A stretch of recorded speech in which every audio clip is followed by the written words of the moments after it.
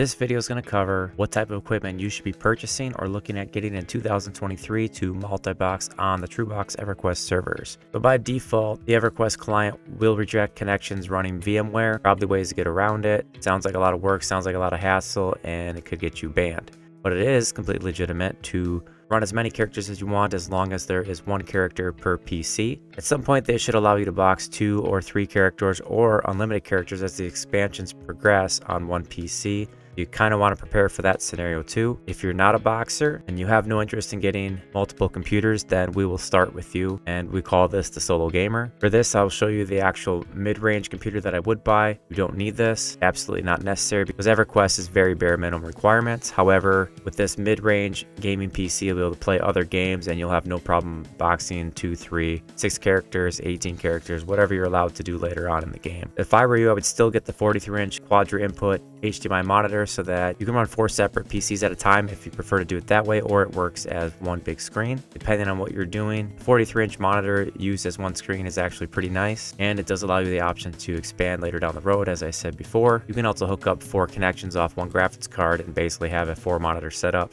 one in each corner for the picture-in-picture. So if you are multi-boxing, you'll have technically 4 separate screens. Now that can also be done with software like IS Boxer and whatever else you can get to work to keep the separation or the tiling. Multi-boxers are going to fall into several categories. You're for sure going to want to have a VPN. The VPN will prevent you from getting disconnected when you press multiple keystrokes or too many keystrokes off your Everquest clients on the same IP address and the same network. So this can even happen if you're legitimately playing and you have yourself up, spamming a key, and say someone else in your house is legitimately playing Everquest solo and spamming a key. Sometimes you can get randomly disconnected. Having a VPN and making sure that you do connect to different servers on the VPNs will make it seem like, to the Everquest servers at least, that you are not playing from the same house, so it won't connect the keystrokes. This also allows you to load as many characters as you want and auto fire or spam as many keystrokes as you want without the fear of getting disconnected. Determine on what level of boxer you are, whether you're going to go straight forward with 1 PC per character and account and a keyboard and mouse for every PC, which would be the most legitimate way to do that, and also the most expensive and also the least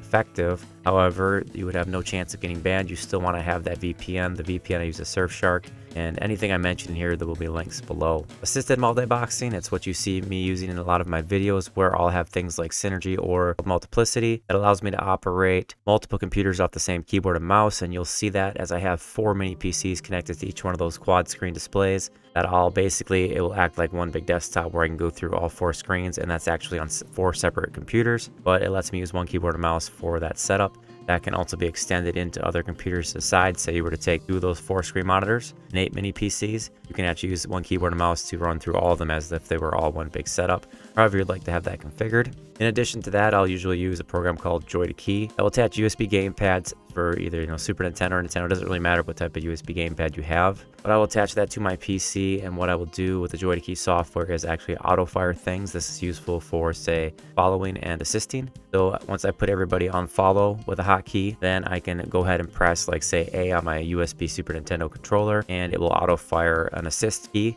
and I can use that for all my melee. If I can position the mobs in between the distance of following and my main character that's leading, then they will automatically assist me and start auto attacking those mobs. The way to do very generic melee DPS, you can also set them up to auto fire, say for casters, where you attach that button on the joystick to any button that's on your actual hotbar, whether 1, 2, 3, and that could run like a macro, an assist macro, or like a nuking macro, so that you could just pull a mob, go ahead and hit a button on one of your USB pads, Joy2Key will auto fire that. It may be connected to, like, say, the number 3. Number 3 could be like a nuke. All of your casters will then start performing that macro and nuking the mobs. There's a way of assisted multi-boxing with an auto fire function. It is not considered legitimate, but it is, to me, not as illegitimate as using something like Macroquest. And that is going to be done with mini PCs, and will also be a link for the new and recommended version of the mini PCs I'm using. They are about $200. The older mini PCs that will work to run solo characters, the last time I checked, they're around $110, $120. Those will still work.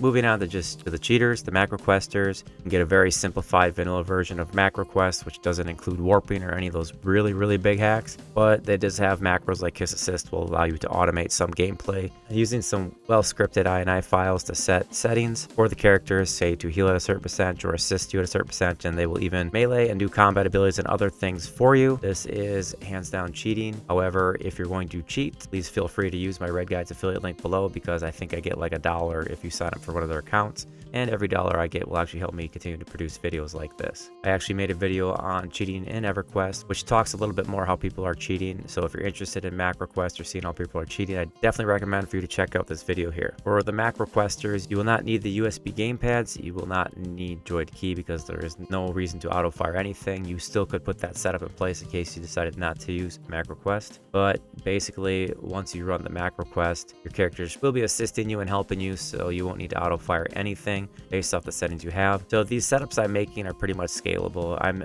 recommending 4 mini PCs for every quad screen monitor, so that have 12 characters. You want to have 12 mini PCs, and then the 3 of the 43-inch screens all running 4 screens in each one of the screens. Now when I play, I actually have 13. That is because I have a main gaming PC that I set up kind of in the center of my setup that actually is not attached to anything. It's one that I control when I do everything on, so it has no type of USB gamepad or any type of automation for it.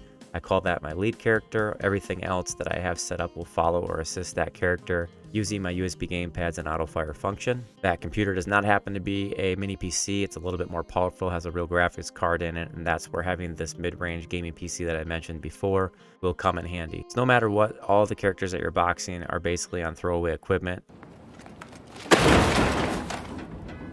minus the monitors, which you could resell or use. But all the mini PCs are not going to break your wallet, and you can just let them go and focus on your main character on main PC. Most of us boxers will have definitely a main character that gets a little bit more gear or a little bit more than the other characters, a little bit more special. I have been chosen. Farewell, my friends. I go on to a better place. Mine is a tank, and most people do run their main characters as tank,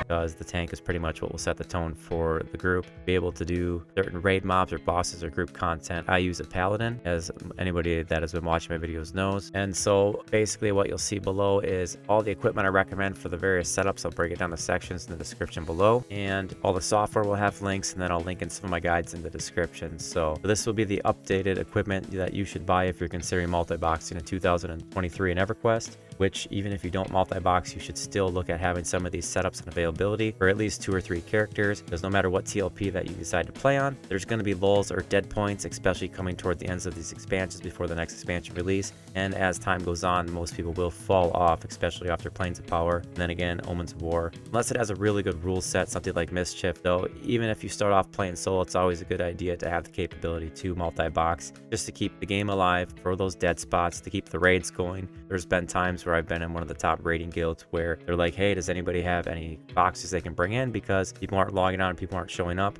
And that's because those are the solo players that have all their gear. They don't make alts, they just kind of raid, then they get bored of it, then they'll come back at the next expansion launch and play again, raid, get all the gear, get bored of it. That's kind of the cycle some players will go through. If you enjoy the game and you want to continue playing, continue working through the expansions or doing old content as new expansions come out, you're going to want to set up some type of box crew, even if it's just a 2-box. Thanks for watching. All the links are below, and we'll see you next time.